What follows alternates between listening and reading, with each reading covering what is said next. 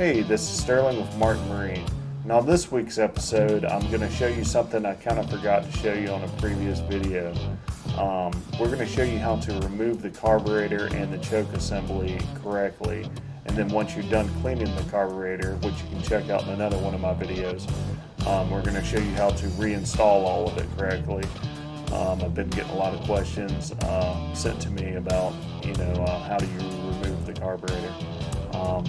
Also, I have not forgot, I'm going to show you how to adjust the carburetor. That'll be my next video. So just stay tuned and we're going to show you how it's done.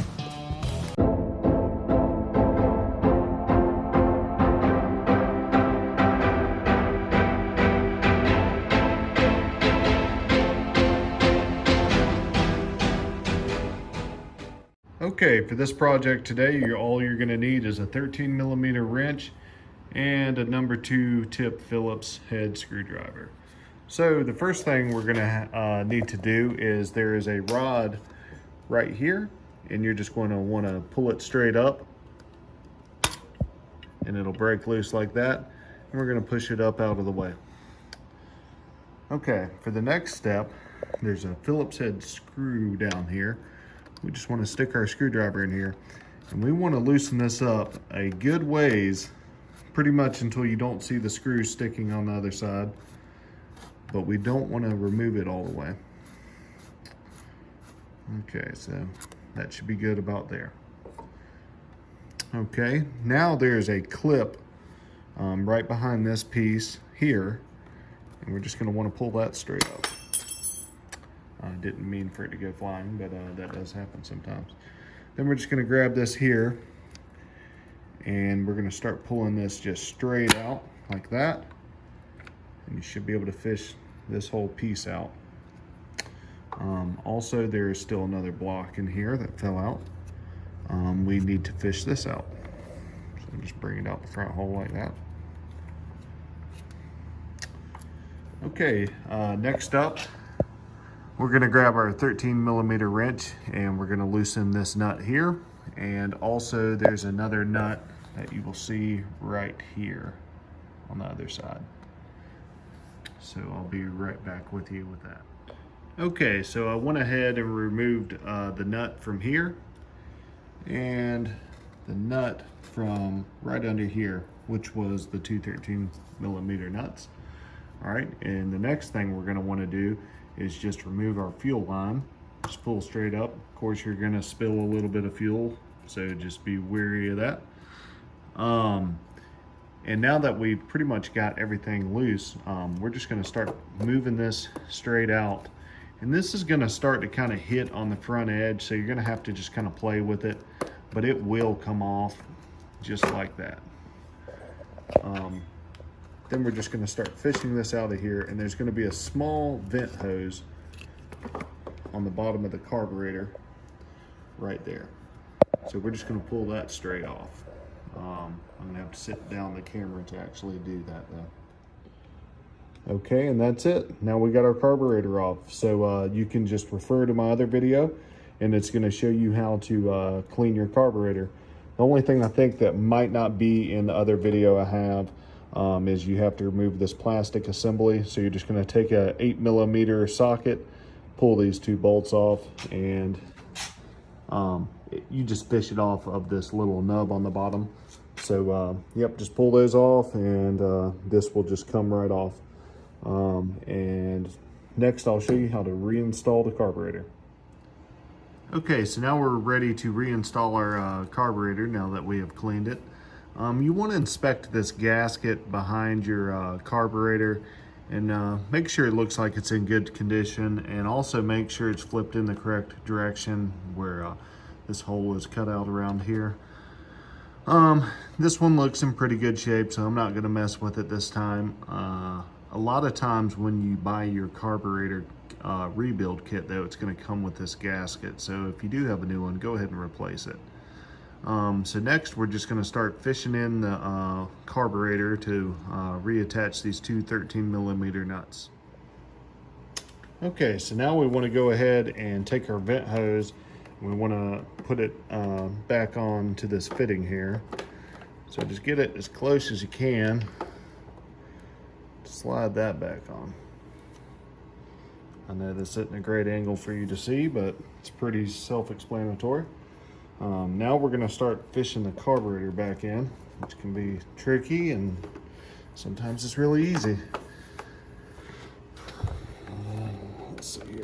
There we go.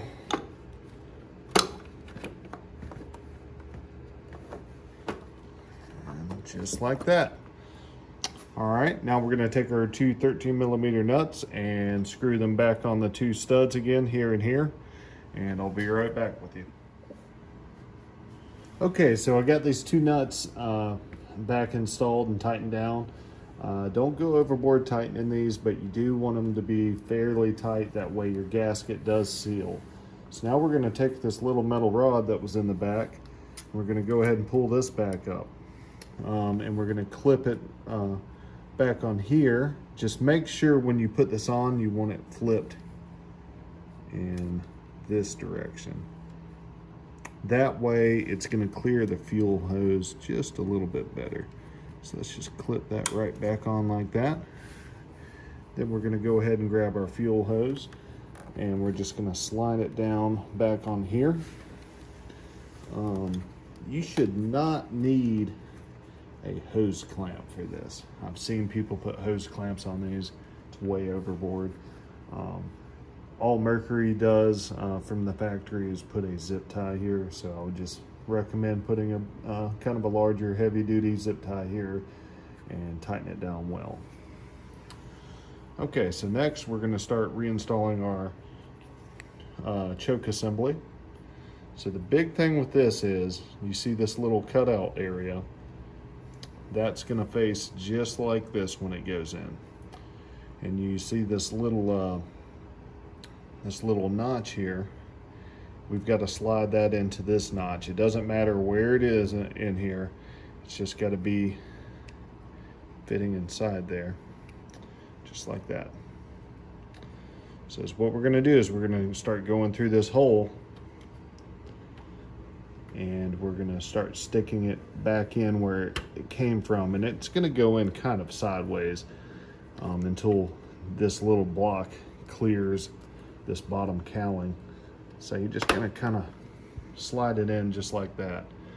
Now that we got it started in there, you're going to take this and you're going to press it all the way down, even into the little primer bulb that you'll see here. Press it all the way down, and that's going to allow this to clear, or at least most of the time. Sometimes you're going to have to fight it. There we go. That way that block that we stuck on the end of this assembly will clear the little notch. If you press without pushing this back, there's a good chance you're going to break it. So do pay attention to that. So now we're just going to find, there's a little notch where this slides in, so you just push it until it kind of locks like that. And then we're going to take our little metal clip again, make sure the little piece here is angled towards the motor, and we're just going to slide it in right behind here to hold this whole assembly in. Okay, and for the very last step, don't forget to tighten that Phillips head screw that we had to loosen earlier, and you're just going to screw it all the way in until it touches. This doesn't need to be crazy tight by any means at all. All it is a stopper so that if this clip was missing on the back, this wouldn't pull all the way out. But that's pretty much going to complete our assembly on putting the carburetor back in. Next week I'll try to go over adjusting one of these carburetors and setting the timing on it. So we'll be talking about making all these adjustments that everybody's always wondering what to do here. If you do see this little plastic area broken on your carburetor, it kind of needs to be there. It is kind of important. Is what it does is when you're advancing your timing, when you're giving it throttle, it stops the advancement on the timing. If this is missing, your motor will still run pretty well, but at top speed, you're not going to get optimal performance. So The big bummer about it is they don't sell this as a individual part. You have to purchase a whole new carburetor. So you might just want to look on it, eBay or something, and try to find you a carburetor. It doesn't even actually matter if it's the carburetor that goes to your motor. You could buy a 6 horsepower, an 8 horsepower, a 9.9, or a 15. This piece is going to be the same on any of them. But like I said, if you don't have it, it's not the end of the world, but I would recommend having this on there. But we'll talk more about that next week. So I'll see you then. So I just want to thank y'all all for watching this week's episode of Martin Marine. And don't forget to hit that like and subscribe button on my YouTube channel. Next week, we're going to go over how to adjust the carburetor and the timing. So do keep an eye out for the next video coming up. And I'll see you next time.